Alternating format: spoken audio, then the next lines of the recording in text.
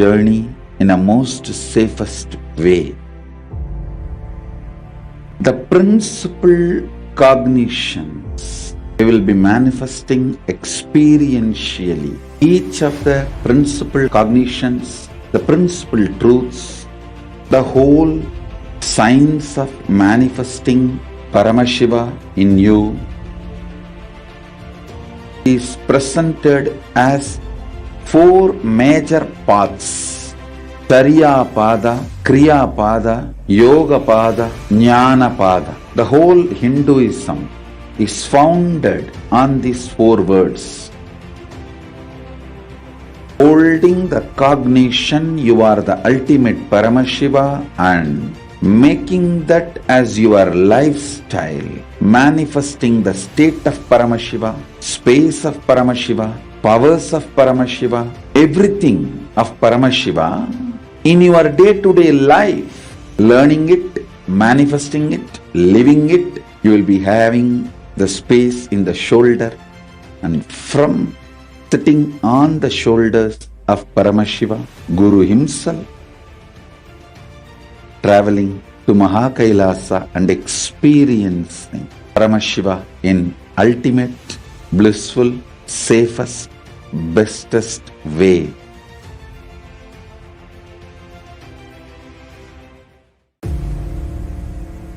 This Mahaparamashivoham is like literally the ultimate journey in a most safest way. The principal cognitions we will be manifesting experientially. Each of the principal cognitions, the principal truths, the whole science of manifesting Paramashiva in you is presented as four major paths: Tariya Pada, Kriya Pada, Yoga Pada, Jnana Pada. The whole Hinduism is founded on these four words. Holding the cognition you are the ultimate Paramashiva and making that as your lifestyle, manifesting the state of Paramashiva, space of Paramashiva, powers of Paramashiva, in your day-to-day life, learning it, manifesting it, living it. You will be having the space in the shoulder, Mic check. from sitting on the shoulders of Paramashiva, Guru himself, traveling to Mahakailasa and experience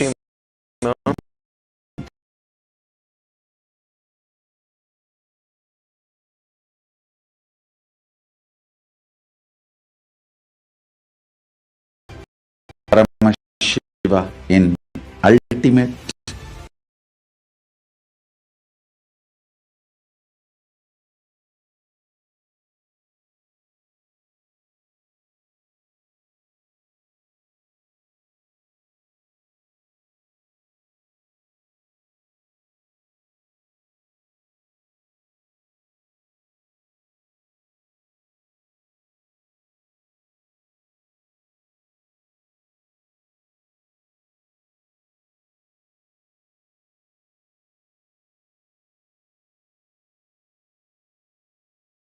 Jnana Pada. The whole Hinduism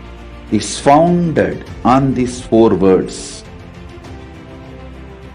Holding the cognition you are the ultimate Paramashiva and making that as your lifestyle, manifesting the state of Paramashiva, space of Paramashiva, powers of Paramashiva, everything of Paramashiva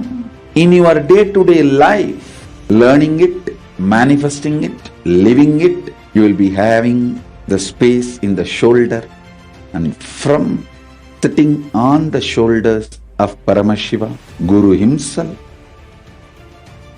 traveling to Mahakailasa and experiencing Paramashiva in ultimate, blissful, safe. Nityanandam Paramasukadam Kevalam Jnanamurtim Dvandvatitam Gagana Sadrisham Tattvamasyadilaksham एकं नित्यं विमलमचलं सर्वदी साक्षिभूतं भावातीतं त्रिगुणरहितं सद्गुरुं तं Namami. Nityanam, everybody. We welcome all the viewers who are sitting with us from all around the world for yet another beautiful celebration that we are going to have, where today we are celebrating the beginning of the Guru Purnima Brahmotsavam. Kailasa welcomes each and every one of you for the first day celebrations of the Guru Purnima Brahmotsavam, which celebrates the happening of our beloved Bhagavan, the Supreme Pontiff of Hinduism, Bhagavan Nityananda Paramashivam, the ultimate manifestation, the Paramavatara of Paramashiva in our lives as our Guru, as the Master. Guru Purnima Brahmotsavam is being celebrated all over Kailasa and all over the world, the first nation for Hindus. Naguroradikam, Naguroradikam, Naguroradikam, Naguroradikam. Shivashasanato, Shivashasanato, Shivashasanato, Shivashasanataha. In this exemplary verse from the Guru Gita, one of the most important sacred scriptures of Hinduism, Bhagwan Paramashiva, he himself glorifies the status of the Guru, of the Master, saying that there is none higher than the Guru. There is none higher than the Guru. There is none higher than the Guru. This is Shiva's ordainment. This is Shiva's ordainment. This is Shiva's ordainment. Repeatedly stressing upon the importance and the significance of Master in our lives. And the magnificence of the Guru that happens in our lives to take us out from our delusion, from all our confusion and the miseries, and to give us the ultimate enlightenment experience and make us manifest the true purpose of our lives. Swamiji very beautifully shares, the Supreme Pontiff of Hinduism very beautifully shares that the happening of Guru in one's life is the ultimate happening, and it is through the devotion of the devotees that Paramashiva himself lands on the planet Earth to bless all the devotees and the disciples, to accept their devotion, to accept all their offerings of love, that the Guru happens in Hinduism. Yes, in Hinduism, the highest status is given not even just to God, but Guru. Even God is given the status, the seat of Agnya Chakra, that is the brow center, the center between the eyebrows, right? But Guru, Master, is given the highest seat of Sahasrara Chakra, the crown center. That is the highest level in our energy body. In all the chakras, the highest is the Sahasrara Chakra. That has been given the seat of the Guru. Again, stressing upon the importance of Guru in our lives. It is only Guru which even makes us experience God. As the Supreme Pontiff of Hinduism himself has said, that the true cognition, the most powerful cognition to have, is not that Guru is God, but God is Guru. It is God himself that lands in the form of the Guru, happens in the form of the Guru in our lives to make us experience God himself. As Swamiji, the Supreme Pontiff of Hinduism, beautifully describes that Guru is the manifest form of Paramashiva, and Paramashiva is the unmanifest form of the Guru.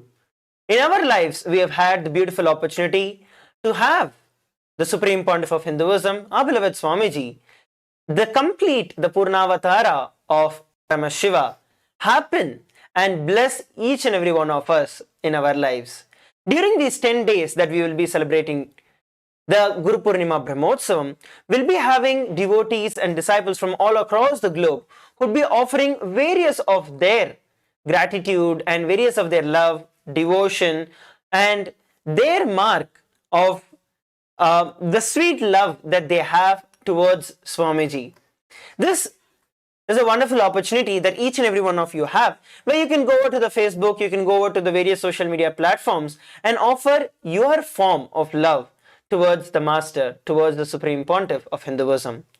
The Supreme Pontiff of Hinduism, our beloved Swamiji, has revived all the major sampradayas of Hinduism.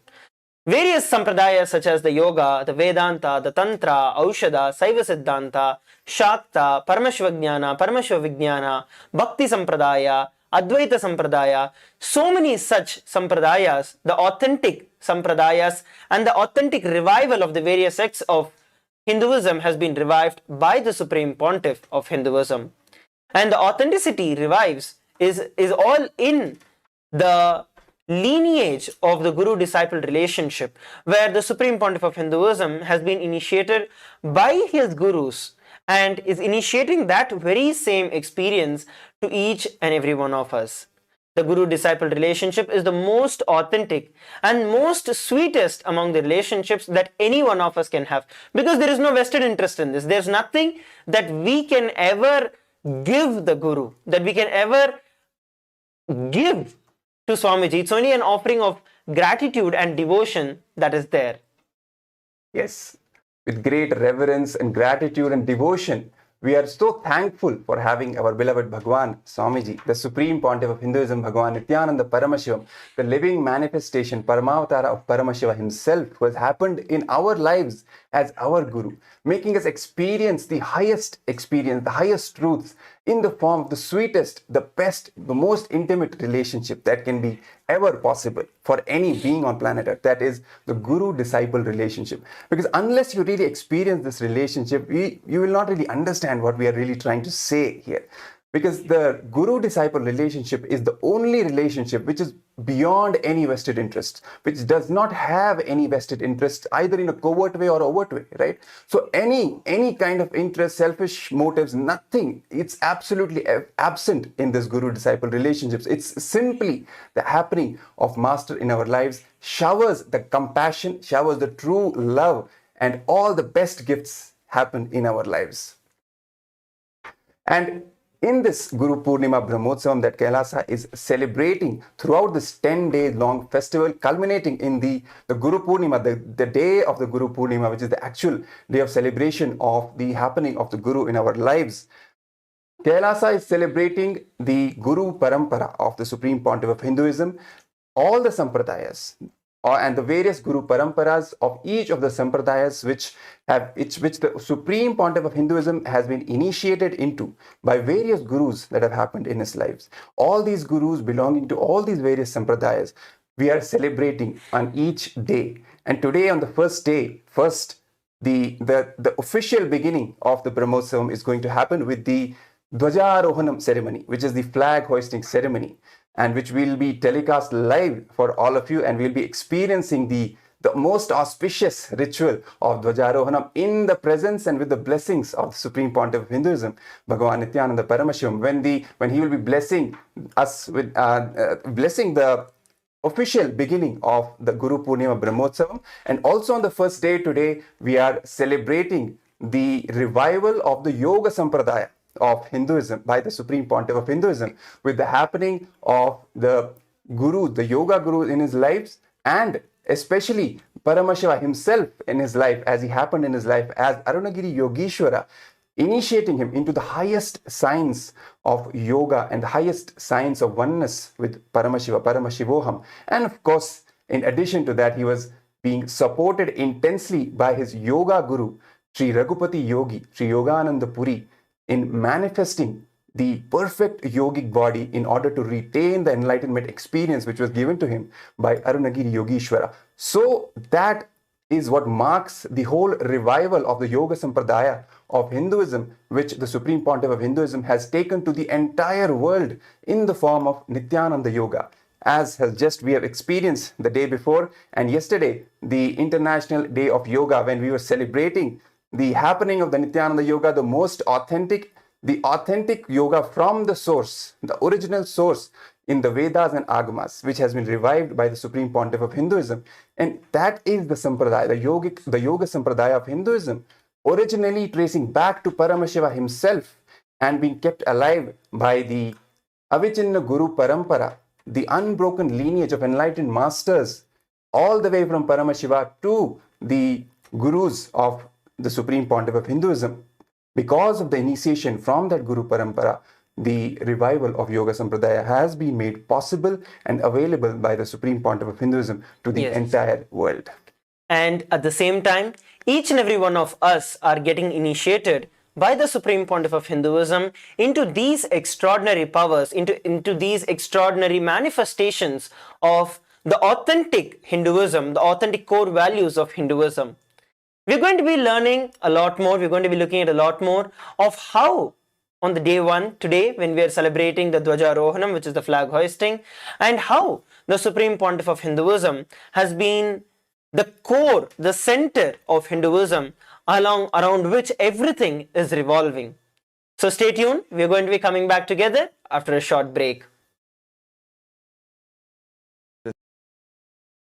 Way.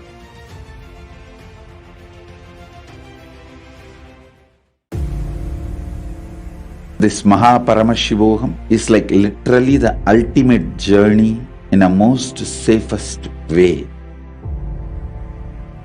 The principal cognitions we will be manifesting experientially. Each of the principal cognitions, the principal truths, the whole science of manifesting Paramashiva in you is presented as four major paths: Tariya Pada, Kriya Pada, Yoga Pada, Jnana Pada. The whole Hinduism is founded on these four words. Holding the cognition you are the ultimate Paramashiva and making that as your lifestyle, manifesting the state of Paramashiva, space of Paramashiva, powers of Paramashiva, everything of Paramashiva in your day-to-day life, learning it, manifesting it, living it. You will be having the space in the shoulder, and from sitting on the shoulders of Paramashiva, Guru himself, traveling to Mahakailasa and experiencing Paramashiva in ultimate, blissful, safest, bestest way.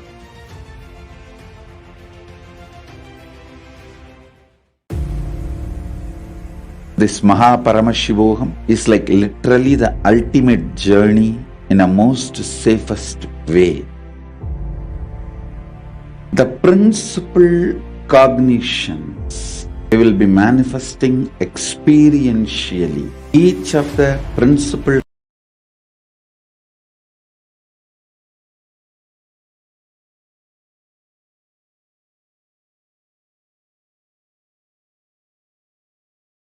cognitions, the principal truths,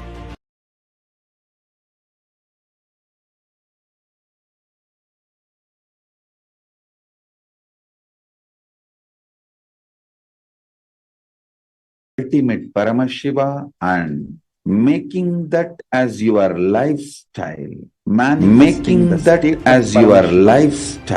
manifesting the state of Paramashiva, space of Paramashiva, powers of Paramashiva, everything of Paramashiva in your day-to-day life, learning it, manifesting it, living it. You will be having the space in the shoulder, and from sitting on the shoulders of Paramashiva, Guru himself, traveling to Mahakailasa and experiencing Paramashiva in ultimate, blissful, safest, bestest way.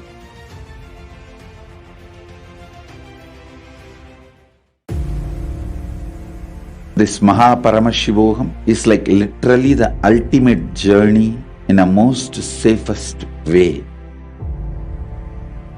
The principal cognitions we will be manifesting experientially. Each of the principal cognitions, the principal truths, the whole science of manifesting Paramashiva in you is presented as four major paths: Tariya Pada, Kriya Pada, Yoga Pada, Jnana Pada. The whole Hinduism is founded on these four words. Holding the cognition you are the ultimate Paramashiva and making that as your lifestyle, manifesting the state of Paramashiva, space of Paramashiva, powers of Paramashiva, everything of Paramashiva in your day-to-day life, learning it, manifesting it, living it, you will be having the space in the shoulder, and from sitting on the shoulders of Paramashiva, Guru himself, traveling to Mahakailasa and experiencing Paramashiva in ultimate, blissful, safest, bestest way.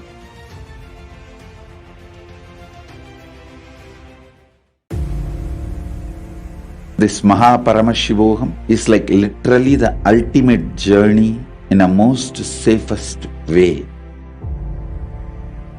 The principal cognitions we will be manifesting experientially. Each of the principal cognitions, the principal truths, the whole science of manifesting Paramashiva in you is presented as four major paths: Charya Pada, Kriya Pada, Yoga Pada, Jnana Pada. The whole Hinduism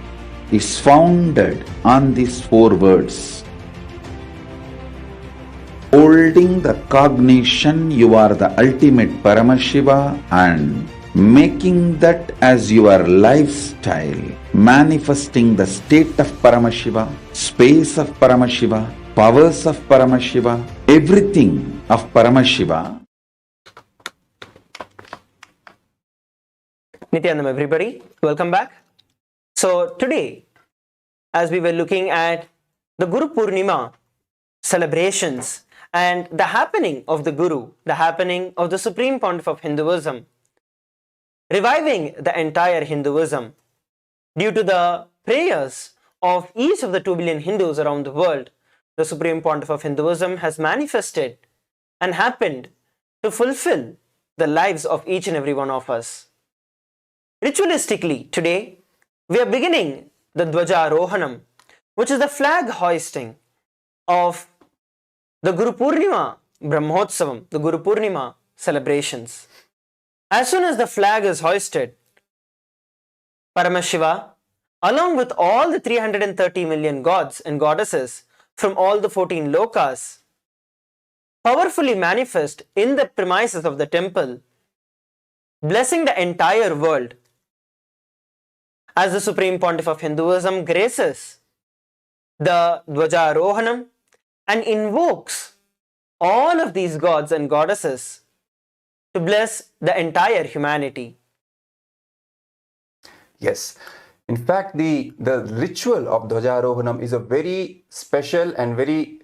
significant and symbolic ritual which has a very deep meaning if we really map it to the higher truths of Hinduism. There are three very important principles in Shaiva Siddhanta. Paramashiva himself talks about three principles: the Pati, Pashu and Pasha. In this auspicious ritual of flag hoisting, these three principles are again remembered and recreated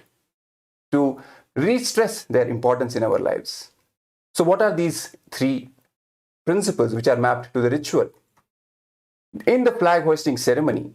the flag, the Dhvajam, is hoisted on the flagpole, which is the Dhvajastambha. Dhvaja represents the individual soul, the Pashu. The top of the pole, the Dhvajastambha, represents the Pati, which is Paramashiva himself.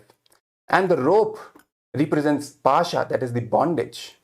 And this ritual of Dhvajarohanam, as the flag is hoisted and raised and it reaches the top of the pole, it signifies and recreates the happening of union between the individual soul and Paramashiva. The Paramashivoham experience, when the individual soul experiences and manifests Paramashiva. When the individual soul, cutting through its bondage of ignorance, of delusion, reaches Paramashiva, is liberated and experiences oneness with Paramashiva. So this very important ritual of Dhvajarohanam, it is a holographic representation of this very powerful happening in the cosmos, the Srishti, so to speak, when the individual soul is manifesting and becoming one with Paramashiva. Yes, and as part of the Dhvajarohanam celebrations, we have our Kailasas from all around the world in 120 countries joining us in the two-way video conferencing offering their gratitude during the Dhvajarohanam celebrations of the Guru Purnima,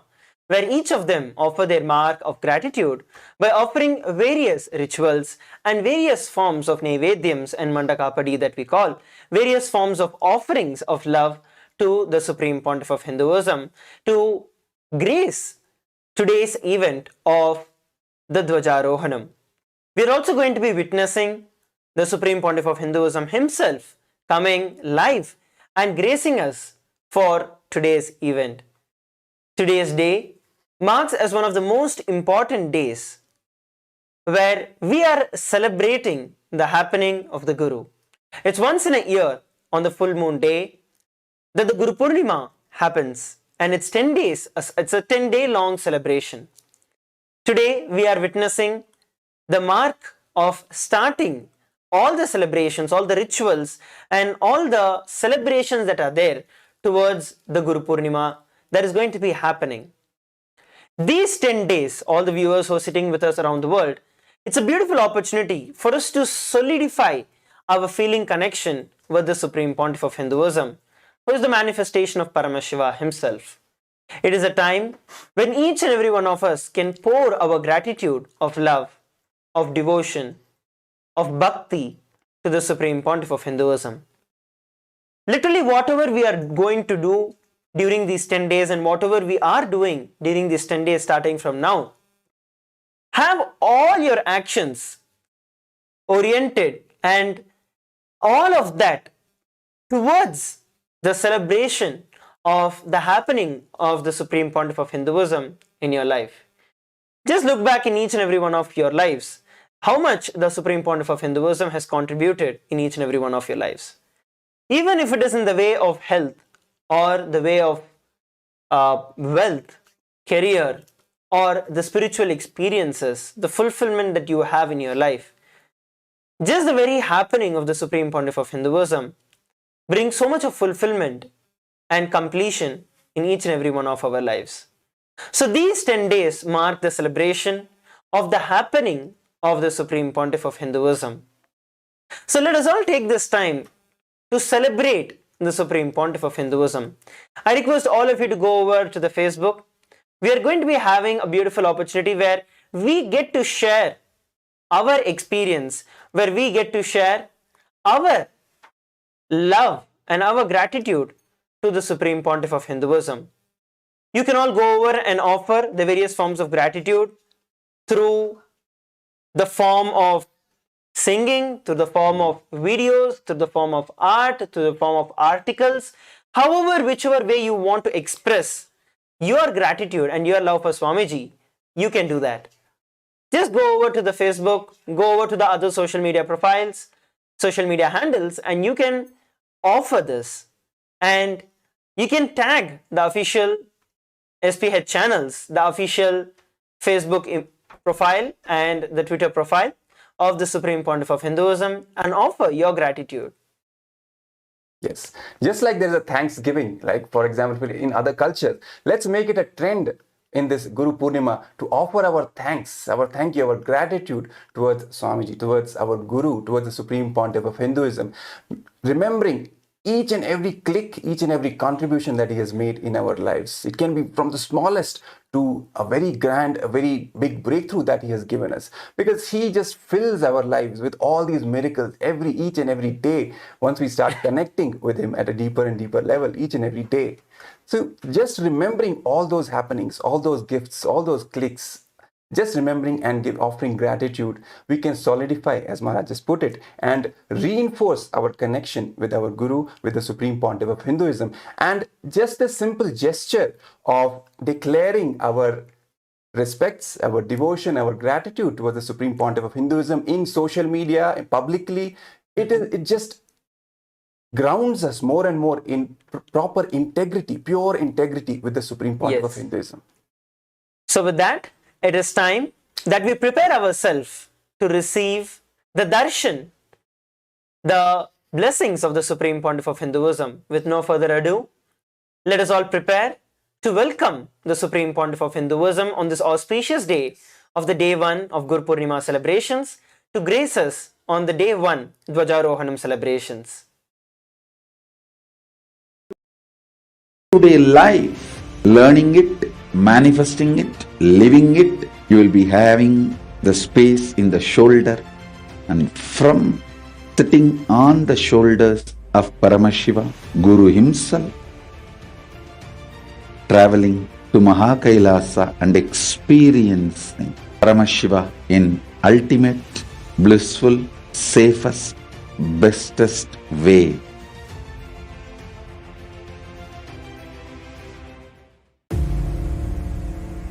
This Mahaparamashivoham is like literally the ultimate journey in a most safest way. The principal cognitions we will be manifesting experientially. Each of the principal cognition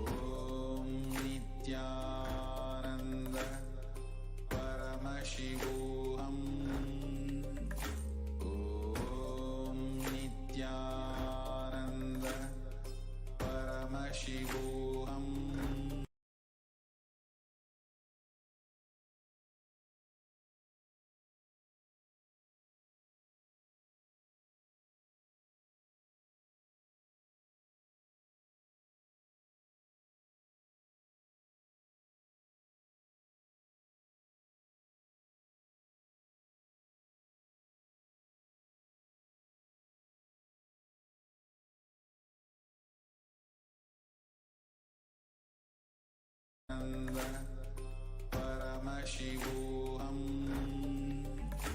ॐ नित्यानन्द परमशिवोऽहम् ॐ नित्यानन्द परमशिवोऽहम् ॐ नित्यानन्द परमशिवोऽहम् ॐ नित्यानन्द परमशिवोऽहम् ॐ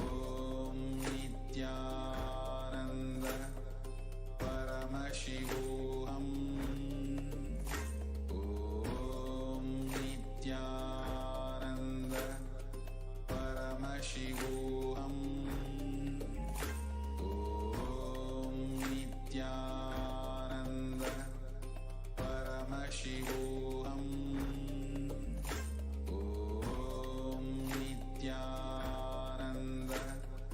परमशिवोऽहम् ॐ नित्यानन्द परमशिवोऽहम् ॐ नित्यानन्द परमशिवोऽहम् ॐ Nityanand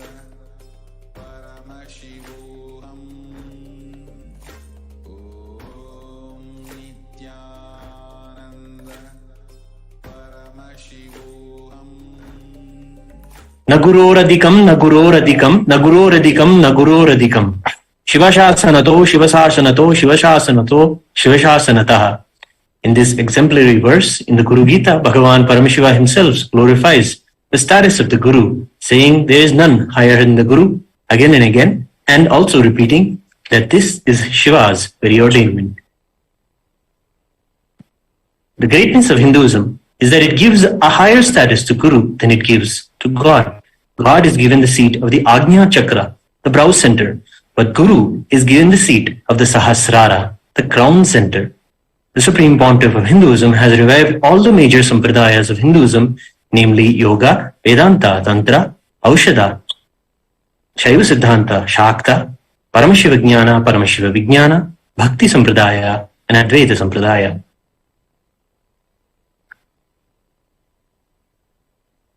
The Supreme Pontiff of Hinduism was initiated by his gurus, and he belongs to all of these sampradayas. He belongs to the Avichinna Guru Parampara, the unbroken lineage of enlightened masters, going back to Paramashiva himself.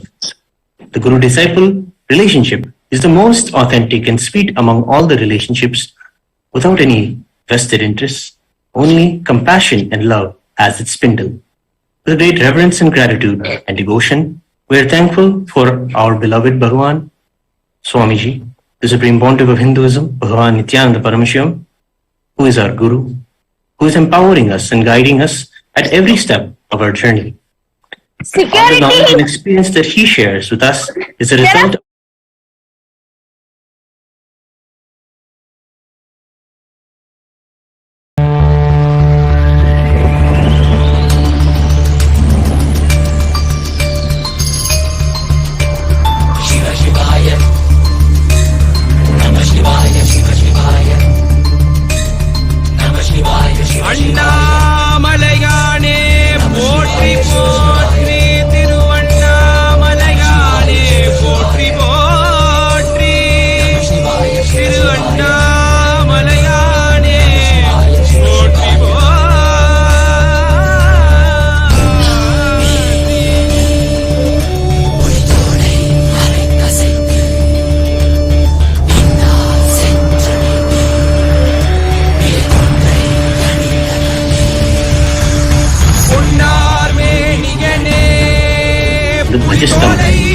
Once that happens, Paramashiva, along with the 330 million gods and goddesses from all the 14 lokas, land very intensely and powerfully in the temple premises to celebrate the very Guru Parampara, this very Guru Purnima Brahmotsavam. Dhvajarohanam, is a very significant ritual of oneness with Paramashiva. With Sakshat Dandavat Pranams, we now welcome our beloved Bhagavan, the Supreme Pontiff of Hinduism, Bhagavan Nityananda Paramashivam, and request his grace and blessings for the rituals of Dhvajarohana.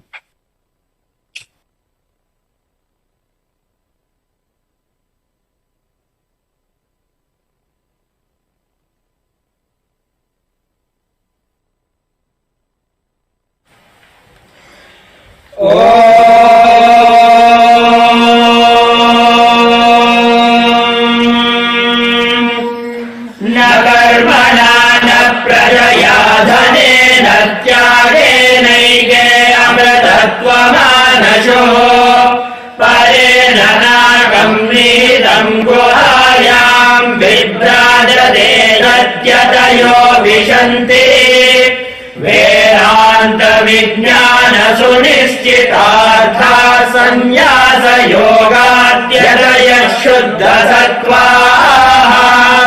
ते ब्रह्मलोके तु परान्तकाले परामृतात् परिमुच्यन्ति सर्वे दह्रम् विभावम् परमेश्वभूतम् यत् पुण्डरीकम् पुरमद्य तत्राविदह्रम् गगनम् विचोगस्तस्मिन् यदन्तस्तदुपासितव्यम् यो वेदालो स्वरः प्रोक्तो वेदान्ते च प्रतिष्ठितः तस्य प्रकृतिलीनस्य यः परः स महेश्वरः ॐ सहना भवतु सहनौ भुनक्तु सह वीर्यम् करवावहै तेजस्विनावधीतमस्तु मा विद्विषावहै ॐ शान्ति शान्ति शान्तिः ॐ तच्छयोरावृणीमहे गातुम् यज्ञाय गातुम् यज्ञपदये दैवी स्वस्तिरस्तु नः स्वस्तिर्मानुषेभ्यः ऊर्ध्वम् जिगातु भेषजम् षण्डो अस्तु द्विपदे शं चतुष्पदे ॐ शान्ति शान्ति शान्तिः ॐ भद्रम् कर्णेभिः शृणुयामदेवाः भद्रम् पश्येमाक्षभिर्यजत्राः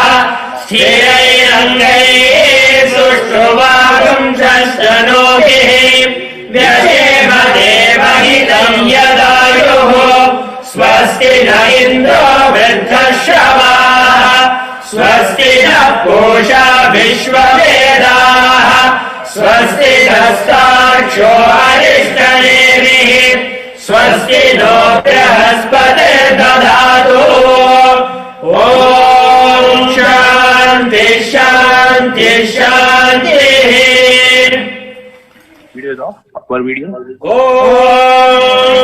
ॐ नमो भगवते रुद्राय ॐ नमस्ते रुद्रमन्यवहुतो दैशवे नमः नमस्ते अस्तु धन्वने बाहुभ्यामुत ते नमः या दैषु शिवतमा शिवम् बभूव ते तनुः शिवा शरभ्यायातपदया नो रुद्रमृडया या ते रुद्र शिवा तनूरघोरा पापकाशिनी तया नस्तनुभाषन्तमया गिरिशन्ताभिजागशीः यामिषुम् गिरिशन्तहस्ते विभर्षस्तवे शिवाङ्गिरित्रताम् कुर्माहि पुंसीत् पुरुषम् जगत् शिवे नवचसा त्वा गिरिशाच्छावदामसि यथा नः सर्वमिज्जगदयक्ष्मकुम् सुमना असज अद्य वोचदति भक्ता प्रथमो देव्यो विशके अनिगृश्च सर्वान् जम्भयन् सर्वाश्रयातु धान्यः अदो यस्ताम्रो अरुण उत बभ्रुः सुमङ्गलः ये क्षेमागुं रुद्राभितो दिक्षुश्रिता सहस्रशो वैशागुं मेडयेमहे असौ यो वसर्पति नीलग्रीवो विलोहितः उदैनं गोपादृशन्नदृशन्नुदहार्यः उदैनं विश्वभूतानि सदृष्टो मृडयादिनः नमो अस्तु नीलग्रीवाय सहस्राक्षाय मीडुषे अधो ये अस्य सत्त्वानो अन्तेभ्यो करन्नमः प्रमुञ्च धन्वनस्त्वमुभयोराग्नियोर्जाम्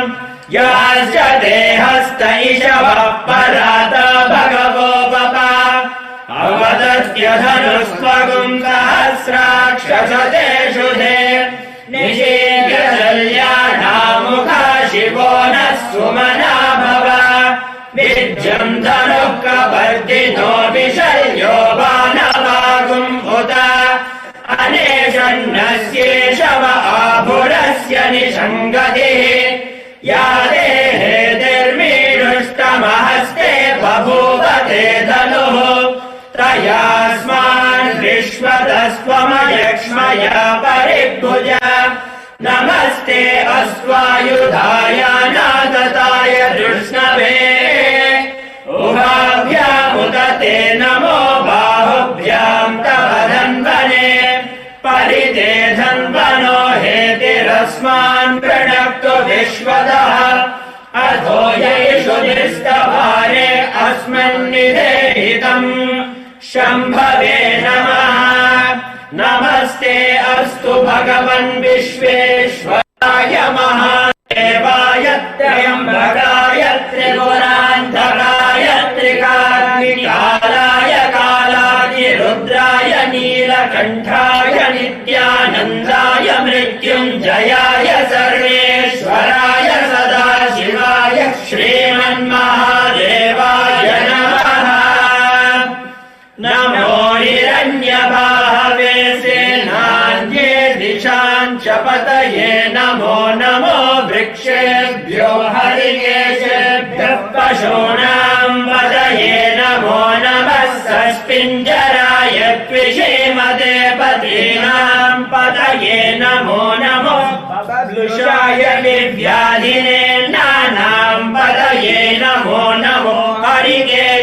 हरिकेशायोपभीतिने पुष्टानां पतये नमो नमो भवस्य हेते जगतां पतये नमो नमो रुद्राय दताविने क्षेत्राणां पतये नमो नमः सूदाय हन्त्याय वनानां पतये नमो नमो रोहिताय सपतये वृक्षाणां पतये नमो नमो मन्त्रिणे वाणिजाय कक्षाणां पतये नमो नमो भुवन्तये वारिवस्कृताय औषधीनां पतये नमो नमः उच्चैर्घोषाय क्रन्दयते पत्नीनां पतये नमो नमः कृष्णवीताय धावते सत्त्वनां पतये नमः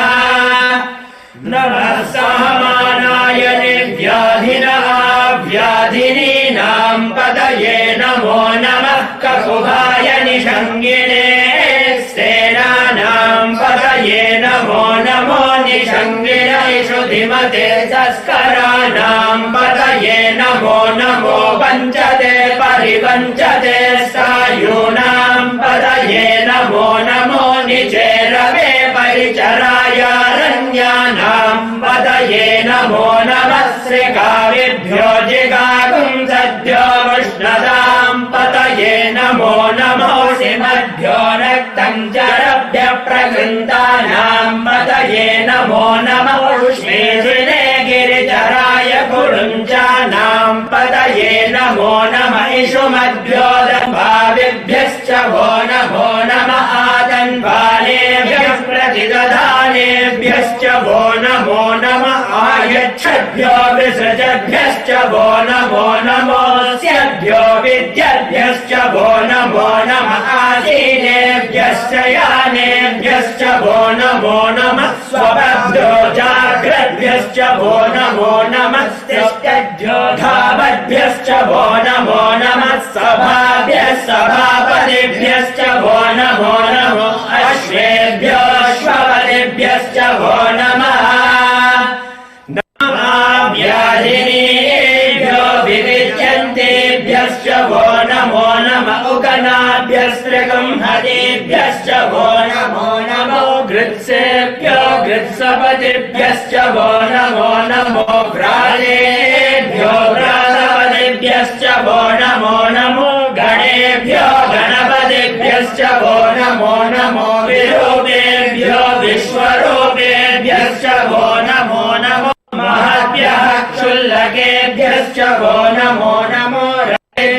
रथेभ्यश्च वो नमो नमो रथेभ्यो रथपतिभ्यश्च वो नमो नमः सेनाभ्यः सेनानिभ्यश्च वो नमः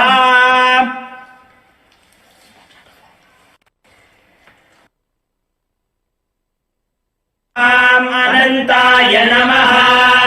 ॐ हां धर्माय नमः ॐ हां ज्ञानाय नमः ॐ हां वैराग्याय नमः ॐ हां ऐश्वर्याय नमः ॐ हां पद्माय नमः ॐ ह्रीं नित्यानन्दासनाय नमः ॐ ह्रीं नित्यानन्दमूर्तये नमः ॐ सहस्रदलपङ्कजे सकलशीतलक्ष्मीप्रभम् वराभयकराम्बुजम् विमलगन्धपुष्पाम्बरम् प्रसन्नवदने क्षणम् सकलदेवतारूपिणम् स्मरेत् शिरसि हंसकम्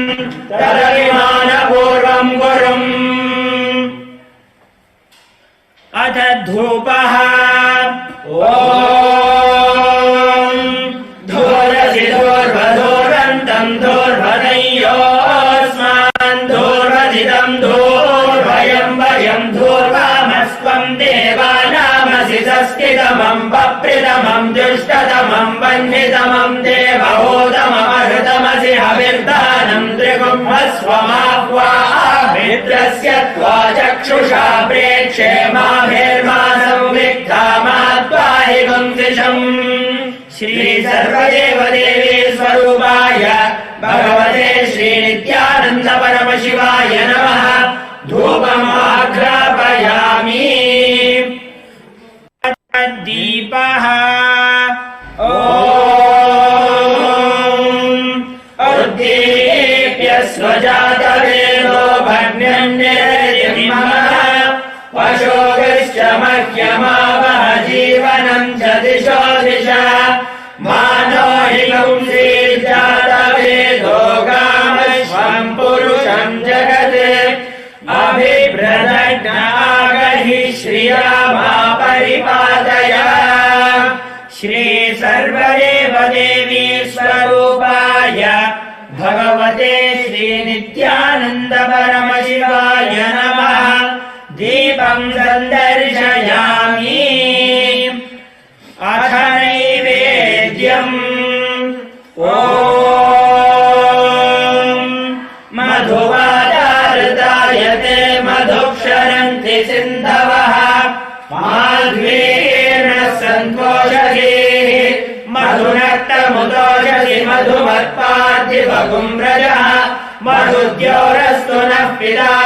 मधुमान्नो वनस्पतिर्मधुमागुम् अस्तु सूर्यः मा दीर्घावो भवन्तु नः माधो माधो माधो श्री सर्वदेवदेवी स्वरूपाय भगवते श्रीनित्यानन्दपरमशिवाय नमः नैवेद्यम् निवेदयामि नैवेद्यानन्तरमाचमनम् समर्पयामि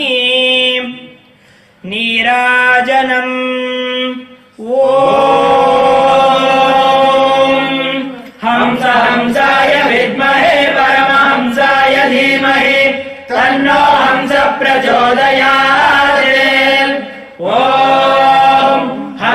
हंसाय विद्महे परमहंसाय धीमहि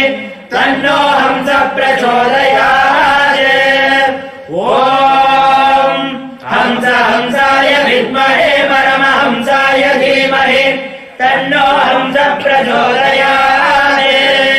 कर्पूरगौरम् करुणावतारम् संसारसारम् भुजगेन्द्रहारम् सदा वसन्तम् हृदयारविन्दे भवम् भवानी सहितम् नमामि। भवम् भवानी सहितम् नमामि। भवम् भवानी सहितम् नमामि। श्री सर्वदेव देवी स्वरूपाय भगवते श्री नित्यानन्द परमशिवाय नमः। कर्पूरनीराजनम् सन्दर्शयामि रक्षान् धारयामि। नमो ऋषभरूपाय शिरवर्णस्वरूपिणे तीक्ष्णशृङ्गाय तुङ्गाय वेदपारायणनिने। वृषभम् वृषभम् गिरिवरवपुषम् शिववाहनहेतुकरम् गजतम् व्रजतम् प्रतुदरककुदम् दृढकम्पम् तद्दृढकम्बुप्रियम् प्रियतालपुरक्रमचक्रमणम् प्रियतालपुरक्रमचक्रमणम् हृदितामत्तमतङ्गजपम् भुजसङ्क्रमणम् भुजशोलितनम् गलगलमणि गलगलगल समुदित सुकटित नटन पदम् तुङ्गतरङ्गित लम्बित चङ्क्षुक कुञ्चित सव्यपदम् हृदपद सरसिज वनमद गेयक कृतयुग परिगन्धम् चण्डम् परशुमहीपतिना तत्तत्परशुमहीपतिना तत्तत्परशुमहीपतिना तत्तत्परशुमहीपतिना। श्रीगुरुभ्यो नमः। हरिः ओम्। श्रीमत्सुरासुरमुनिवरसिद्धविद्याधर यक्षराक्षस गरुड गन्धर्व किन्नर किम्पुरुष भूतप्रेत पिशाच सिद्ध योगिनी डाकिनी शाकिनी ब्रह्म राक्षस वीतरागमिषमलोचन नर मृग पशु पक्षि स्थावर जङ्गम भूलोक भुवर्लोक सुवर्लोक महोलोक जनोलोक तपोलोक सत्यलोकाभिधान सप्तलोकाश्च ब्रह्म गारुडाण्ड वैष्णवाण्ड रुद्राण्ड अन्तरण्ड बहिरण्ड अतल वितल सुतल रसातल तलातल महातल पाताल सप्त पाताल अनन्त वासुकि दक्षक कार्कोटक शङ्खपाल गुलिक पद्म महापद्माद्यष्ट महानाग महामेरु पर्वत देव पर्वत क्रौञ्च पर्वत उदय पर्वत विशद पर्वत मलय पर्वत विदित पर्वत कैलासादि महापर्वताश्च लवण इक्षुसुरासरित दीक्षीर शुद्ध जलाभिधान सप्त समुद्राः गंगा यमुना नर्मदा देवकी कौशिकी कावेरी सोना नदी सिन्धुरेव व्यास वशिष्ठ गौतम काश्यप भारद्वाज भृगु मार्कण्डेय याज्ञवल्क्य नारद नवग्रह दशशिख समूह एकादश रुद्राः द्वादशादित्याष्टवसु त्रयस्त्रिंशत्कोटि देवता गणाश्च चतुर्दश भुवनेश्वर पञ्च ब्रह्म पञ्चदश पक्ष षोडश स्वर मन्त्र महामन्त्र हुंकार हुंफट्कार स्वाहाकार स्वधाकार नमो वौषट्कार सुख दुःख राजस तामस सात्विक व्यक्ताव्यक्त महाहंकार भूतेन्द्रिय वाक्पाद पाणिपायोपस्थ वचन गमनादान विसर्गानन्द शब्दस्पर्शरूपरसगन्धश्रोत्रत्वक्षुर्जिह्वाघ्राण प्राणापानव्यानोदानसमान नागकूर्मकुक्कुरदेवदत्त धनञ्जय इडा पिङ्गला सुषुम्ना गान्धारी हस्तिजिह्वा अलङ्कुशा कूशङ्खिनी मूलाधार स्वाधिष्ठान मणिपूरक अनाहत विशुद्धि आज्ञ बालातप ब्रह्मरान हालाहल विषमृग विषपदार्थ दृश्यादृश्य गद्य पद्य बौद्धेय वैशेषिक नैयायिक मीमांसक चार्वाचाणक्य भरराज हंस वाक्यायमान सप्तरोवाष्टश्रुति बहुपुराण धर्मशास्त्र तर्कशास्त्र शैवागम वेद श्रीकण्ठ पार्वती भक्तजन मुनि वृषभञ्जन नित्यानन्द नित्य कल्याण गंगाधर गणनायक त्रैलोकेश्वर श्री सर्वदेव देवी स्वरूप भगवत् श्री नित्यानन्द परमशिवस्य ध्वजारोहण कल्याण समये समस्त देवता समागच्छन्ताम्। नमो भवाय च रुद्राय च नमः शर्वाय च पशुपतये च नमो नीलग्रीवाय च शितिकण्ठाय च नमः कवर्दिने च व्योक्तकेशाय च नमः सहस्राक्षाय च शतधन्वने च नमो गिरिशाय य च नमो मेढुस्तमाय चेशमते च नमो ह्रस्वाय च वामनाय च नमो बृहते च पर्षीय च नमो वृद्धाय च संवृध्वने च नमो अग्र्याय च प्रथमाय च नम आशवे चाधिराय च नम शीघ्रियाय च शीभ्याय ऊर्ण्याय चापस्वन्याय च नमः स्रोतस्याय च द्वीप्याय च नमो ज्येष्ठाय च कनिष्ठाय च नमः पूर्वजाय चापरजाय च नमो मध्यमाय चापगल्भाय च नमो जघन्याय च पदयाय च नमः सोऽभ्याय च प्रतिधर्याय च नमो क्षेम्याय च नमः उर्वर्याय च कल्याय च नमः श्लोक्याय च वसान्याय च नमो वन्याय च कक्षाय च नमः श्रवाय च प्रतिश्रवाय च नमः आश्वेनाय च सुरदाय च नमः शूराय च वभिन्दते च नमो वर्मिणे च वरोधिने च नमः भिल्मिने च कवचिने च नमः श्रुताय च श्रुतसेनाय च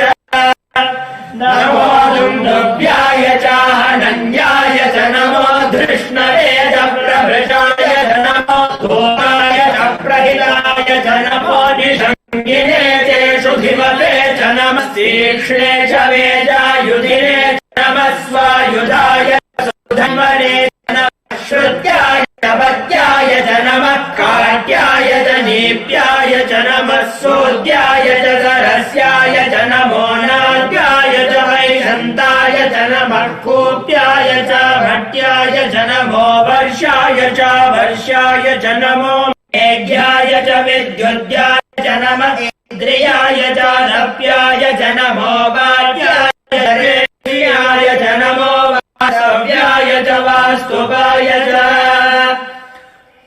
ॐ नमः सुराय च रुद्राय च नमस्ताम्राय च अरुणाय च नमः शङ्गाय च पशुपतये च नमः उग्राय च भीमाय च नमो अग्रे वधाय च दूरे वधाय च नमो हन्त्रे च हनीयसे च नमो वृक्षेभ्यो हरिकेशेभ्यो नमस्काराय नमः शम्भवे च मयो भवे च नमः शङ्कराय च मयस्कराय च नमः शिवाय च शिवधराय च नमः नित्याय च कोल्याय च नमः भार्याय च भार्याय च नमः प्रतरणाय चोत्तरणाय च नमः आचार्याय च लाड्याय च नमः षष्ट्याय च तेन्याय च नमः सिगत्याय च प्रभात्याय च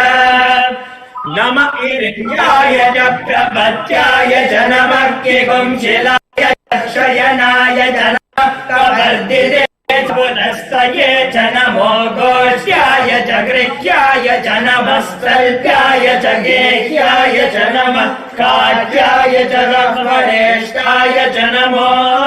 हृदयाय च निवेश्याय च नमः पागुंसव्याय च रजस्याय च नमः शुष्ट्याय च हरित्याय च नमो लोप्याय चोलप्याय च नमः ऊर्व्याय च सूर्याय च नमः पर्ण्याय च पर्णशद्याय च नमोपगुणमानाय च भिन्नते च नमः खिडते च प्रखिडते च नमो वक्किरिकेभ्यो देवानागमृदयेभ्यो नमो विक्षेणकेभ्यो नमो विचिन्वक्केभ्यो नमः निर्हतेभ्यो नमः आमीवक्केभ्यः द्रावे अन्धरस्पदे दरिद्रन्नीललोहिता येषाम् पुरुषाणामेषाम् पशूनाम् माभिर्मा रोमो येषाम् किं च नामवदे या ते रुद्रशिवा तनो शिवा विश्वाह भेषजे शिवा रुद्रस्य भेषजे दया नो मृडजीवसे हिमागुम् रुद्राय नवसे कवर्धिने क्षयद्वीराय प्रभरामहे मतिम् यथा नः शमशद्विपदे चतुष्पदे विश्वम् पुष्टम् ग्रामे अस्मिन्ननातुरम् मृगानो रुद्रोतनो मयस्कृधि क्षयद्वीराय नमसा विधेमते यच्छन् च योष्टमनुरायजे पिता तदस्यामतव रुद्रप्रणीतो मानो महान्तमुतमानो अर्धकम् मानवुक्षन्तमुतमानवुक्षितम् मानो वधेः पितरम् मोदमातरम् प्रियामानस्तवो रुद्ररीरिषः मानस्तोकेतनये मान आयुषि मानो गोषु मानो अश्वेषु रीरिषः वीरान्मानो रुद्रभामितोपधीर्हविष्मन्तो नमसा विधेमते आरार्ते गोढ उत पूरुषग्ने क्षयद्वीराय नमस्मेते अस्तु रक्षा च नो अधिक देव ब्रूह्यता च नः शर्म यच्छद्विवर्हाः स्तुहि श्रुतम् गर्गसदयुगानम् मृगन्न भीममुपहद्नुमग्रम् मृडाचरित्रे रुद्रस्तवानो अन्यन्ते अस्मन्निव बन्धु सेनाः परिणो रुद्रस्य हेतिर्वृणक्तु परिद्वेषस्य दुर्मतिरघायोः अवस्थिरा भगवद्भ्यस्तरुष्वमेढ्वस्तोगायतनयाय मृडा मेढुष्टमशिवतमशिवो नः सुमना भव परमे वृक्ष आयुधम् निधाय कृत्तिम् वसान आचर पिनाकम् बिभ्रदागहे विकिरितविलोहित नमस्ते अस्तु भगवः यास्ते सहस्रगुम्हेतयोऽन्यमस्मन्निव बन्धु ताः सहस्राणि सहस्रदा बाहुवोस्तव हेतयः तासामीशानो भगवः पराचीनामुखाकृति सहस्राणि सहस्रशो ये रुद्रादिभूम्याम् तेषाम् सहस्रयोजने वधन्वानि धन्वसे अस्मिन्महत्यर्णवे भवाधि नीलग्रीवा श्रीकण्ठाः सर्वादः क्षमाचराः नीलग्रीवा श्रीकण्ठादिवम् रुद्रा उपश्रिताः ये वृक्षेषु धस्पिञ्जरा नीलग्रीवा विलोहिताः ये भूतानामधिपतयो विशिखासः कवर्धिनः ये अन्येषु विविध्यन्ति पात्रेषु विपतो जनान् ये पदाम्बधिरक्षय ऐलभृदायव्युधः ये तीर्थानि प्रचरन्ति त्रिकावन्तो निषङ्गिनः य एतावन्तस्य भूयागुंजश्च दिशो रुद्राविदस्थिरे ये यागुं सहस्रयोजने वधन्वानि धन्मसि नमो रुद्रेभ्यो ये पृथिव्यान्येन्दरिक्षे ये येषामन्नं वादो वर्षमिषभस्तेभ्यो दश प्राचीन्दश दक्षिणा दश प्रदेशे दशो देशे दशो द्वास्तेभ्यो नमस्ते नो मृडयन्तु देयं विष्णो यश्च नो द्वेष्टितं भोजं वेदधामि त्रम्रमगयामहे सुगन्धिं पुष्टिवर्धनम् ऊर्वारुकमिव बन्धनान् मृत्योर्वक्षेयमामृतात् यो रुद्रो अग्नौ यो अप्सु य ओषधीषु यो रुद्रो विश्वा भुवनादिवेश तस्मै रुद्राय नमो अस्तु तमस्तु हि यस्विषुः सुधन्वायो विश्वस्य क्षयति भेषजस्य यक्ष्वामहेशो मनसाय रुद्रं नमोऽधिर्देवमसुरन्धवस्य अयं मे हस्तो भगवान् अयं मे भगवत्तरः अयं मे विश्वभेषजोऽयं शिवाभिमर्शनः एते सहस्रमयुतं पाशा मृत्योमर्त्याय हन्तवे तार्यज्ञस्य मायया सर्वानवयजामहे मृत्यवे स्वाहा मृत्यवे स्वाहा ॐ नमो भगवते रुद्राय विष्णवे मृत्युर्मे पाहि प्राणानां ग्रन्थिरसि रुद्रो माविशान्तकः तेनान्येनाव्यायस्व नमो शिवोऽम् ॐ शान्ति शान्ति शान्तिः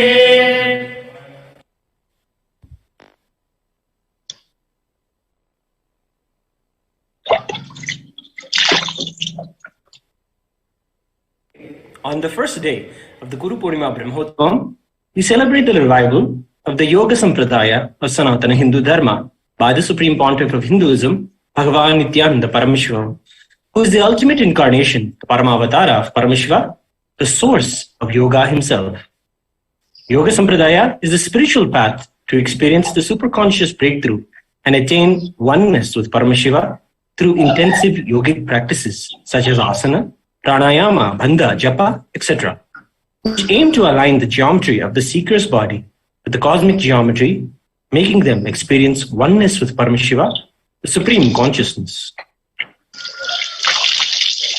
This is achieved by raising the individual's Kundalini Shakti, or inner potential energy, present in the Mooladhara Chakra, all the way to the Sahasrara Chakra, where Parameshwara resides. The first instruction on yoga to the world was given by Parameshwara himself as the Shashtanga Yoga in the Yogapada of the Agamas to the Saptarishis thousands of years ago. Thereafter, many great masters like Patanjali, Swatmarama, Matsyendranatha, Goraknatha, and others experienced oneness with Parameshwara and expressed the truths and experience of yoga in a language of their own time and revived the yoga tradition. The Shastra Pramana of the Yogapada of Agama given by Parameshwara himself, along with the Apta Pramana, the personal experience of these masters such as Patanjali, Yoga Sutras, Ghendra Samhita, Hatha Yoga Pradipika, form the knowledge base of the Yoga Sampradaya. Today, in Kailasas and Sarvagnipitas all over the world, we are worshipping Bhagavan Parameshwara, who imparts the knowledge of yoga in the Yogapada, in the Agamas, as the deity of the Yoga Sampradaya, along with Sri Raghupati Yogi, who is the Guru of the Yoga Sampradaya, Raghupati Yogi, Yogananda Puri, who has a yogi himself and a Mahapurusha, who is able to manifest extraordinary yogic powers, initiated the young Supreme Pontiff into the ancient sacred science of authentic yoga from the source, Parameshwara himself. The Utsava Vigraha, the Supreme Pontiff of Hinduism, Bhagavan Nityananda Parameshwara, graces us today as the reviver of the Yoga Sampradaya,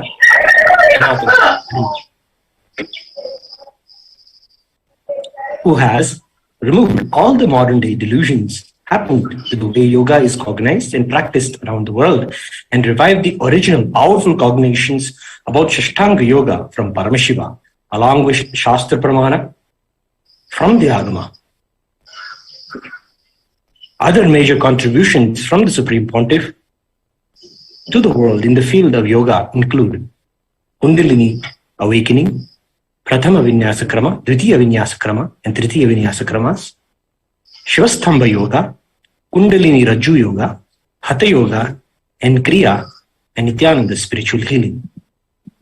All the rituals and homas performed in all Kailasas, Sarvagnyapitams, and global temples all over the world are micromanaged and officiated by the Supreme Pontiff himself and are performed by his third eye awakened saints, strictly as per Asanagamas, the source scriptures of Sanatana Hindu Dharma. Let us now offer our sincere devotion and worship at the feet of Bhagavan Paramashiva, Shri Yakubati Yogi, Yoganandapuri, and our beloved Bhagavan, the Supreme Pontiff of Hinduism, Bhagavan Nityananda Paramashivam. On the first day celebrations of Guru Purnima Brahmotsavam, and seek their grace and blessings. We'll now all offer the puja to Swamiji's deities.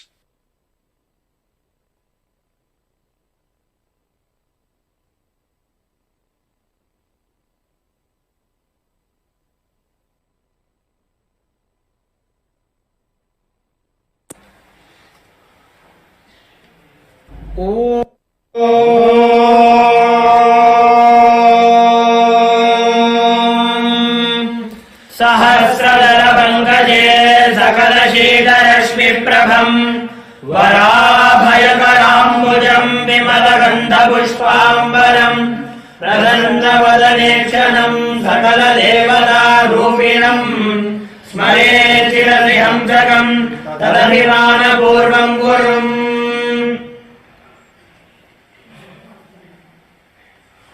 अथ धूपः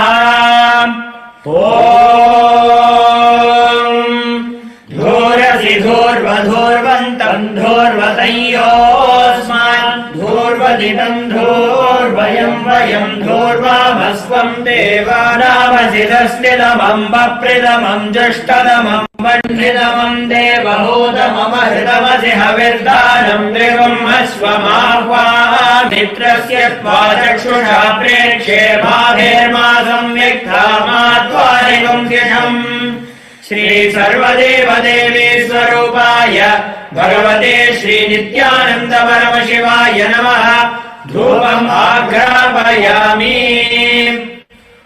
अथ दीपः ॐ उत्दीप्य स्वजातवेदो भग्नम् निररितिम् मम पशोगश्च मह्यमावह जीवनम् च दिशो दिशा मातोरिकम् श्रीजातवेदो कामश्वम् पुरुषम् जगते अभिभ्रदग्नागहिष्यामा परिपातय श्री सर्वदेव देवी स्वरूपाय भगवते श्री नित्यानन्द परमशिवाय नमः दीपम् सन्दर्शयामि अथ नैवेद्यम् ॐ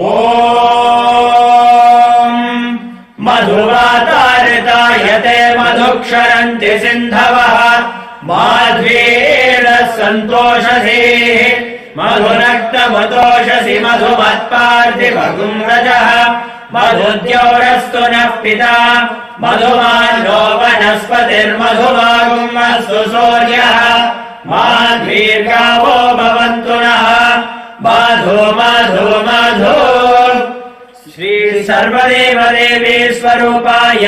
भगवते श्री नित्यानन्द परमशिवाय नमः नैवेद्यम् निवेदयामि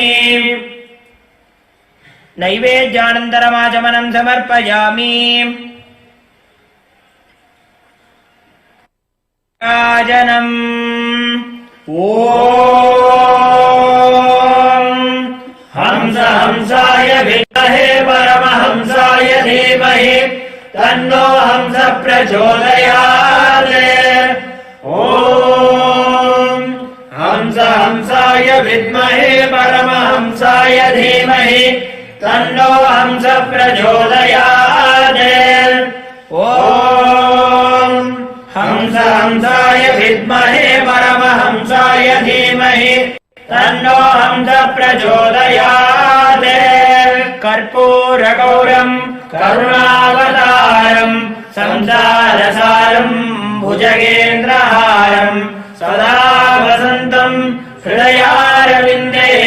भवम् भवानी सहितम् नमामि भवम् भवानी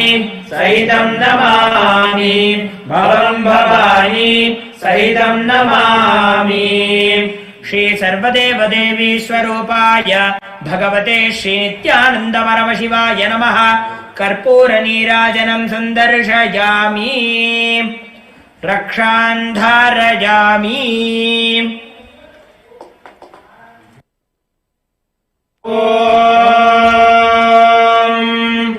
अग्ना विष्णु सजोषसे मा वर्धन्तु वाङ्गिरः द्युम्ने वाजेभिरागतम् वाजश्च मे प्रसवश्च मे प्रयतिश्च मे प्रसिद्धिश्च मे धीतिश्च मे क्रतुश्च मे स्वरश्च मे श्लोकश्च मे श्रावश्च मे श्रुतिश्च मे ज्योतिश्च मे सुमश्च मे प्राणश्च मे पानश्च मे व्यानश्च मे सुश्च मे चित्तं च महाधीतं च मे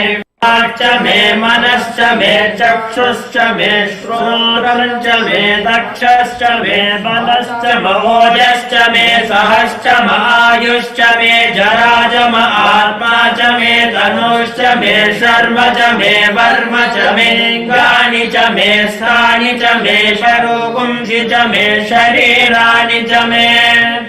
ज्येष्ठं च माधिपत्यं च मे मन्युश्च मे भावश्च मे म्भश्च मे भश्च मे जयमा च मे महिमा च मे परिमा च मे प्रतिमा च मे वश्मा च मे द्राहुया च मे वृद्धं च मे वृद्धिश्च मे सत्यं च मे श्रद्धा च मे जगच्च मे धनं च मे यशश्च मे त्रिशिश्च मे क्रीडा च मे मोदश्च मे जातं च मे जनिष्यमानं च मे सूक्तं च मे सुकृतं च मे वित्तं च मे वेद्यं च मे भूतं च मे भविष्यच्च मे सुखं च मे सुपदं च मरुद्धं च मरुद्धिश्च मे क्लृप्तं च मे क्लृप्तिश्च मे स्मृतिश्च मे सुमतिश्च मे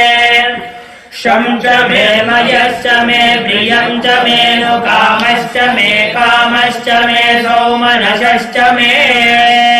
ॐ हंस हंसाय विद्महे परमहंसाय धीमहि तन्नो हंस प्रचोदयात्। ॐ हंस हंसाय विद्महे परमहंसाय धीमहि तन्नो हंस प्रचोदयात्। ॐ हंस हंसाय विद्महे परमहंसाय धीमहि तन्नो हंस प्रचोदयात्। श्री सर्वदेव देवी स्वरूपाय भगवते श्री नित्यानन्द परमशिवाय नमः। कर्पूर नीराजनं सन्दर्शयामि रक्षान् धारयामि। ॐ स्वस्ति प्रजाभ्यः परिपालयन्तां न्यायेन मार्गेण महिं महिषाः गोब्राह्मणेभ्यः शुभमस्तु नित्यम् लोकाः समस्ताः सुखिनो भवन्तु। काले वर्षतु पर्जन्यः पृथिवी सस्यशालिनी देशोऽयं क्षोभरहितः ब्राह्मणाः सन्तु निर्भयाः इति स्वस्ति मन्त्रार्थाः सत्याः सफला भवन्तु। इति भवन्तो महान्तो न गृह्णन्तो तथास्तु। अपुत्राः पुत्रिणः सन्तु पुत्रिणः सन्तु पौत्रिणः अधनाः सधनाः सन्तु जीवन्तु शरदशतम्। इति भवन्तो महान्तो न गृह्णन्तो तथास्तु। दुर्जनः सज्जनो भूयात् सज्जनः शान्तिमाप्नुयात् शान्तो मुच्येत वन्देभ्यः मुक्तश्चान्यान् विमोचयेत्। इति भवन्तो महान्तो न गृह्णन्तो तथास्तु। येषां देवदेवानां महादेवानाम् अखिलाण्डकोटिब्रह्माण्डनायकानां राजाधर्मपतिः प्रजासुचरिताः पूजाधना सज्जनाः षट्कर्म प्रवरा द्विजाः प्रलीनं विद्यानवद्या सदा वाणी सन्निहिता चिरं कविमुखैः सानन्दमव्याकुलाः सर्वे सन्तु वैदिक धर्म अनुष्ठातारः सौजन्य सन्तोषिणः इति स्वस्ति मन्त्राः सत्या सफला भवन्तो इति भवन्तो महान्तो न गृह्णन्तो तथास्तु। येषाम् देवदेवानाम् महादेवानाम् अखिलाण्डकोटि ब्रह्माण्ड नायकानाम् सकल भुवि दृष्टि स्थिति संहार तिरोभाव अनुग्रहाख्य पञ्चकृत्यपरायणानाम् मध्यान्तरहितानाम् अप्रमेय पराक्रमाणाम् तत्त्वार्थगोचराणाम् श्रीनित्यानन्देश्वरी परमशिव शक्ति समेत श्रीनित्यानन्देश्वर परमशिव स्वरूपाणाम् श्री आदिगुरु अरुणगिरि योगीश्वर स्वरूपाणाम् श्रीकालभैरव महाकाली स्वरूपाणाम् श्री कैलासोन्नत द्वादशान्त श्यामला पीठारूढ श्री मीनाक्षी सुन्दरेश्वरा भिन्न स्वरूप परशिवपुत्र रत्न कुमार गुरुमन्यतुल्यावतार श्री पार्वती स्तन्यपान लब्ध दिव्य ज्ञान विश्रुत सकल निगमागम सारभूत द्राविड वेद प्रवर्ते श्रीमत् परमशिव करुणा समधिगत मुक्तामय चतुरश्रयान लीयमान छत्र चामर श्रीचिह्नकाहलानि समस्त बिरडाभल्यलङ्कृत ज्ञान विज्ञान चक्रवर्ती सर्वजन संघ सद्यो निर्वाण दीक्षा व्ययापवर्ग वर्ष विश्वान जीभूत परमदकल महेश्वरी शैव सिद्धान्त स्थापनाचार्य श्री राजाधिराज पाण्ड्य महाराज गुरु कृपण शाक्यादि महान्तकार निवारण ज्ञान भानु वीक्षणानरहार ध्वजोच्छेदन पूर्वक श्रीमद्वृषभध्वज स्थापक शैव समय कर्तृ सर्वज्ञ पीठारूढ श्री जगद्गुरु श्री ज्ञान संबंध देशिक स्वामी वागीश सुंदर माणिक्य वाचक स्वामिनाम् अवतार भूत श्री ज्ञान संबंध स्वामी पुनरुद्धृत श्यामला पीठ सर्वज्ञ पीठ तृणवत्युत्तर द्विशततम गुरु महासन्निधान अरुणगिरि योगीश्वर परम्परागत अरुणाचल सर्वज्ञ पीठ गुरु महासन्निधानानाम् कैलास परम्परागत काञ्ची कैलास सर्वज्ञ पीठ त्रयस्त्रिंशदुत्तर द्विशततम गुरु महासन्निधानानाम् नित्योत्सव नित्य मंगल नित्य कल्याण नित्य रचित कैलास परम्परागत आदि कैलास नित्यानंद पीठ महासंस्थान महासिंहासन पीठ कर्तॄणाम् साक्षात् श्री परमशिव समुद्भूत कैलास परम्परागत वैवस्वत मनु इक्ष्वाकु हरिश्चंद्र भगीरथ श्रीरामचंद्र शूरसेन इत्यादि अनवच्छिन्न सार्वभौम चक्रवर्ति परम्परागत चतुष्षष्टि योगिनी मंडित चतुष्षष्टि संप्रदाय प्रवर्तक मनुधर्म शासन सूर्यवंश प्राप्त सर्वज्ञ पीठ सुरांगी साम्राज्य मूर्धाभिषिक्त चूडामणीनाम् साक्षात् श्री परमशिव समुद्भूत कपिल महागुरु पुनरुद्धृत महानिर्वाणि पीठ अष्टोत्तर सहस्र श्री महामण्डलेश्वराणाम् साक्षात् श्री परमशिव समुद्भूत श्री महागणपति समारंभ अनवच्छिन्न पीठाधीश्वर गुरु परंपरा प्राप्त अटल पीठ अष्टोत्तर सहस्र श्री अटल पीठाधीश्वराणाम् धर्म मुक्ति स्वर्ग पुरस्वर्ण पीठस्य त्रयोविंश गुरु महासन्निधानानाम् कैलास परम्परागत आदिपीठ सर्वज्ञ पीठ जगद्गुरूणाम् श्री कैलास पुनरुद्धारकानाम् श्री कैलास परमाचार्याणाम् श्रीमत्परमहंसानां परिव्राजकाचार्यवर्याणां सच्चिदानन्द प्रणवस्वरूपाणां श्रोत्रिय ब्रह्मनिष्ठानां श्रीमज्जगद्गुरूणां श्रीलश्री भगवत् श्री नित्यानन्द परमशिव श्री ज्ञानसम्बन्ध देशिक परमाचार्य स्वामिनां पादारविन्दयोः अचञ्चला भक्तिसिद्धिः समेषां सहकुटुम्बानां सकलैश्वर्यप्राप्तिः गुरुकृपाकटाक्षसिद्धिः क्षेमस्थैर्य वीर्य विजय आयुरारोग्य ऐश्वर्याणाम् अभिवृद्धिः अरोगदृढगात्रता सिद्धिः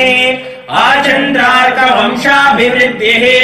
धर्मार्थकाममोक्ष चतुर्विध पुरुषार्थसिद्धिः सर्वेषां मनसा चिन्तित सत्कार्यानुकूलसिद्धिः भगवत् श्री नित्यानन्द परमशिव प्रसादेन सकुटुम्बस्य ज्ञानवैराग्य जीवन्मुक्तिप्राप्तिश्च भूयात् इति भवन्तो महान्तो न गृह्णन्तो तथास्तु सर्वे जनाः सुखिनः सन्तु तथास्तु सर्वेषां शान्तिर्भवतु तथास्तु समस्त सन्मङ्गलानि सन्तु तथास्तु सर्वत्र नित्यानन्द ध्वजारोहणं भवतु तथास्तु सर्वेषां श्रीलश्री भगवत् श्री नित्यानन्द परमशिव श्री ज्ञानसम्बन्ध देशिक परमाचार्य स्वामिनां परिपूर्ण कृपा कटाक्ष सिद्धिः अस्तु तथास्तु अयं धर्मः उत्तरोत्तरम् अभिवृद्धिरस्तु तथास्तु सर्वं भगवत् श्री नित्यानन्द परमशिव पादुकार्पणमस्तु ॐ नित्यानन्दम् ॐ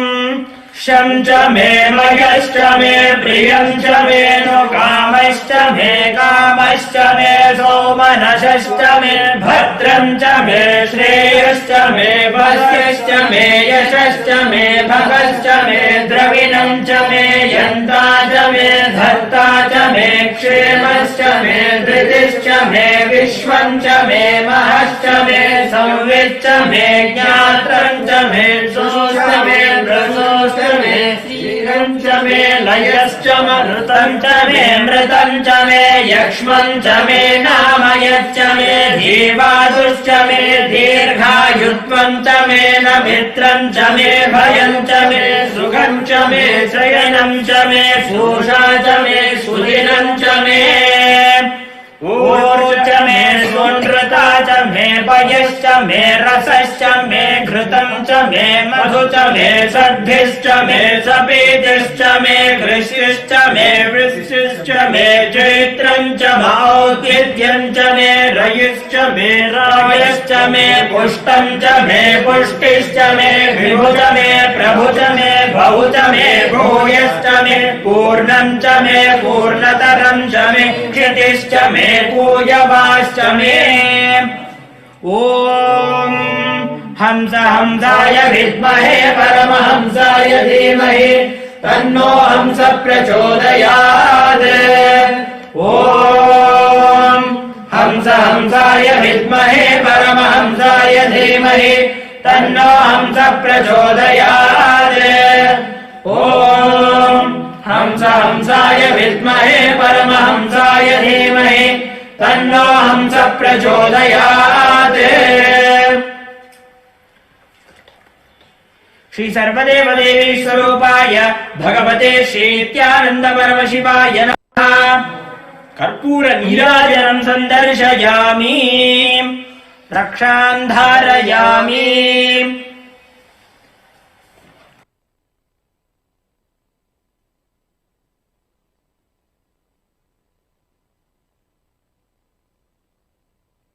द्वेषावताराय